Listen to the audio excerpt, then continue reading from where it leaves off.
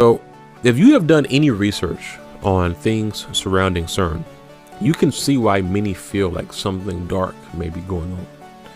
And someone, I don't know who this is, they dropped some intel. And they said that the same place CERN is located is the same place that the Bible says is where Satan rules.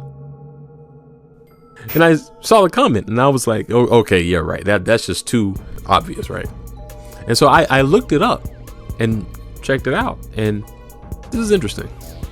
So Revelation 2:13, look what it says here. It says, I know where you live. And this is Jesus talking, right? He says, I know where you live, where Satan has his throne. Yet you remain true to my name.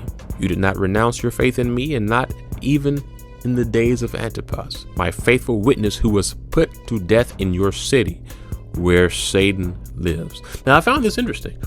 He says, here, where you live, that's where Satan has his throne. And then he says, this Antipas was put to death in their city, which again, he wants to emphasize the point, which is where Satan lives. So to say that twice, he is really trying to emphasize a connection between the city where Antipas died and the place where Satan lives. Interesting. So it's almost like it's trying to drop a clue here when it's talking about this place where Satan lives on earth. So let's check this out. Where was Antipas put to death? Let's see. Where was Antipas put to death? Antipas was put to death at the Apollyon Temple in Geneva, Switzerland. Why is that significant? Because that is the same location where the site of CERN's LHC headquarters is.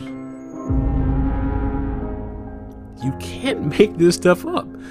Out of all the places the Bible could have said Satan lives, it just happens to be at the same place where they have a facility doing these dimensional breaking activities. Yes. I mean, coincidence. I'm sure if you're an atheist and you're just going to watch all of this and say, oh, it's just nothing. Now, as you can see, this is why many believe that technology will play a part in the end times. And in the documentary, we pointed out how the beast will rise up out of the abyss. That in Revelations, the bottomless pit is open.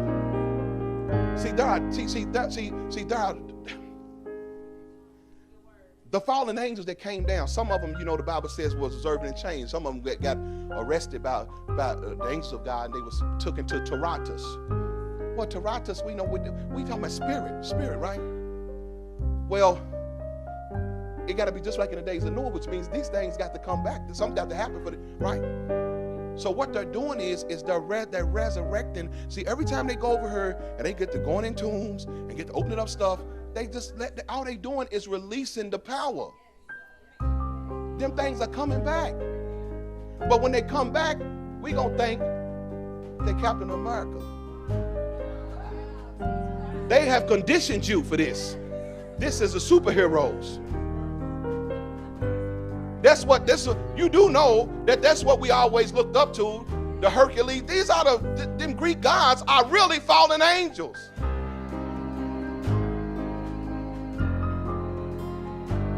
It's too much. And we conditioned for this. What we conditioned. That's what everybody's been conditioned for. And this is why the Bible says it's going to be just like in the days of Noah.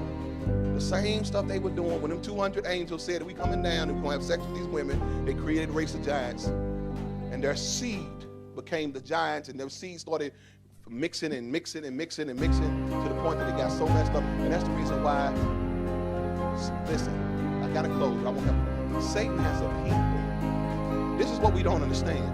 Because we've been trained through this word psychology. Everybody good. No, everybody good. And this if it's just love, everybody good. But then the Bible keep talking about You know, in the book of Revelation, the Bible talks about God's gonna judge the earth. Plagues gonna happen, fires everywhere. I mean, stuff is gonna be, and there's people still down here talking about, we hate you. And let me help y'all. What we don't really know, the Bible says, oh God, in the last day, the Bible says, man will call wrong right and right wrong.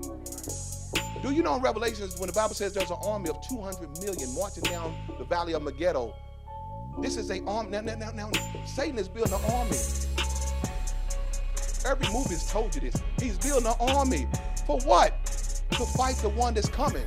That's why they conditioned you with this, because every time they show you aliens coming and they destroy. See, people gonna think Christ coming is an enemy. And that's why he's building an army to fight against that. Oh, yeah, I'm telling y'all more than y'all want to understand. Do y'all not understand? These 200 million soldiers is coming down that valley. They are coming. What the Bible says, what are they coming for? To fight with the Lamb. But he's going to destroy them with the brightness of his coming.